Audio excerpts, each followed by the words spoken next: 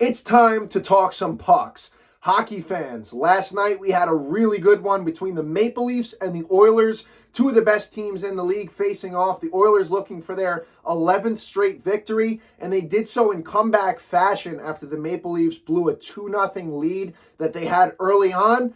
Oilers battled back like they've done the entire season. At one time, they were one of the worst teams in the league. I think the worst team, the 30th team in the National Hockey League. And now they've gone from that to being one of the best and winning 11 straight last night. They've been on an absolute tear on the Maple Leaf side of things, with Austin Matthews being one of the premier goal scorers in the league. He's on pace for 70 this season. I think that's only been done twice since the early 90s that a player has scored 70 or more in a season. I think Teemu Selanne was one and Mogilny was another. But he's been playing out of his mind. I think he's got 33 on the season right now. And looking around the league, you got the Bruins, one of the other top dogs. They've been for the last few seasons or so. They get 61 points right now. And the Rangers have been another really good team. They have, I believe, 59 points. I could be wrong on that, but they're at the top of the Metro. I know that much. They've been playing some really good hockey, and everything's clicking on all four lines for the Blue Shirts. One of the other top dogs, they are built, there may not be one of the most flashy teams, but it's a complete team, and especially from goaltender out with Connor Hellebuck and Laurent Brossoit backing the pipes, 1A and 1B respectively. They have been the best goalie duo in the league, and they put it on display last night with Hellebuck in the net against the Islanders. The Islanders have been one of the worst as of late, as they now dropped their third straight game, coming off a back-to-back. They were blanked by the Wild prior on Monday, 5-0. Just a terrible display of hockey in that one. And prior to that, Barry Trotz, who's now the GM for the Predators, got a little bit of revenge with a 3-1 victory Nashville did over the Islanders. So in their last 11, 3-7-1. Just playing some really bad hockey. And it starts with this statistic right here, to me, stands out. In 4 out of their last 6, the Isles have trailed. The opposition has scored first in 4 out of the last 6. And I believe they've won all of those games against the Islanders. So one of their primary issues is once they fall in an early hole, it's hard for them to get out of it. And when you only average about 2.95 goals per game, which is good for, I believe, 23rd in the National Hockey League, and you're not scoring goals, and your defenses look like Swiss cheese, a team that is built from defense out over the last few seasons or so, has really regressed defensively, and they've played terribly. When you can't generate scoring chances and you can't score goals, I feel like a month or so ago, they were scoring 4 or 5 goals with ease, but when you have a terrible, porous defense and you couple that with the fact that you can't score goals, obviously you're not going to win games, and that happened for the Islanders last night. Velarde it went off of Velarde's skate. I think it was Pelech and Romanov unable to clear the crease. Another point of notice for the Isles this season has been the fact that they can't clear people out in front of their netminder. And they're caught puck watching way too often. Rather than playing the body, they're playing the puck. It's been a focal point that the Islanders need to address at some point and need to fix.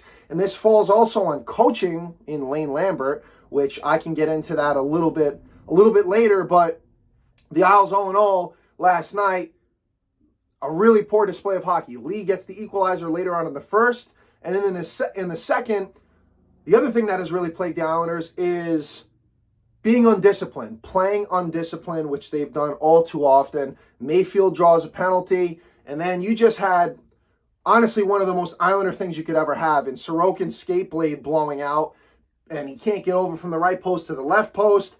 The defenders don't know that he can't get over or that the blade blew out, and Pionk puts it in on the power play for the Jets with ease. They go up 2-1. Turnovers has been another big issue for the Isles this season. It's been the undisciplined play, the turnovers, the puck watching, just playing too much time, too much hockey in the defensive zone. And Sebastian Aho tries to clear the puck later on in the second. He can't do so. And the Jets cash in and take a 3-1 lead. And then in the third period, just 35 seconds in, Lee is able to score. The Isles are only down 3-2. The game goes on. Think about 2 or so minutes left. pretty much summarizes how the Isles have played. Brock Nelson turns it over at the blue line, and the Jets take it the other way and pretty much put the game out of reach with the empty netter. Kyle Connor's first game back in, I think, 20 games or so with an injury. And Lane Lambert, this is where he comes in. Why are you not calling the timeout when it's 3-2, but waiting rather when they score the empty netter, turn the puck over, and it's 4-2, then you call the timeout? We've seen him do that a few times this season, and the logic is just not there. Why would you not gather the troops, create a plan when you're only down by 1 goal, and then go, oh, all right, we'll call it now after you've already fallen behind by 2 goals? It makes no sense. He's far and away, he's shown no life on the bench for the Isles. He's been one of their worst coaches in the small sample size that we've gotten last season and now. He was brought over with Barry Trotz after that 2018 Capitals Cup winning team, brought over with Trotz. Trotz and the upper management had their qualms. Trotz was gone, and for whatever reason, they promoted Lambert as the coach, and it's not worked out. I don't understand why Lou Lamoriello has not made the move to get rid of Lambert, but it is what it is at this juncture. The Isles are falling fast in the Metro. I think they're third to last right now with 48 points. The Capitals have 48 points, and the Isles got to get something going now, because right now they're looking like a fringe wildcard team at best, and they got to pick it up. They have to pick it up. Got to start scoring goals. I mean, when Lambert's switching the lines every other game, it doesn't bode well for the team. You know, last night you had Barzell, Holmstrom, and Clutterbuck on the third line, and you had Fasching, Nelson, Palmieri, I think, on the second line, and just too much line switching. The players are clearly not able to gather enough chemistry. I don't understand the constant switching of the lines. And this team is falling fast, and they need to fix it. Otherwise, they might not even get a wild card spot. They have to pick it up.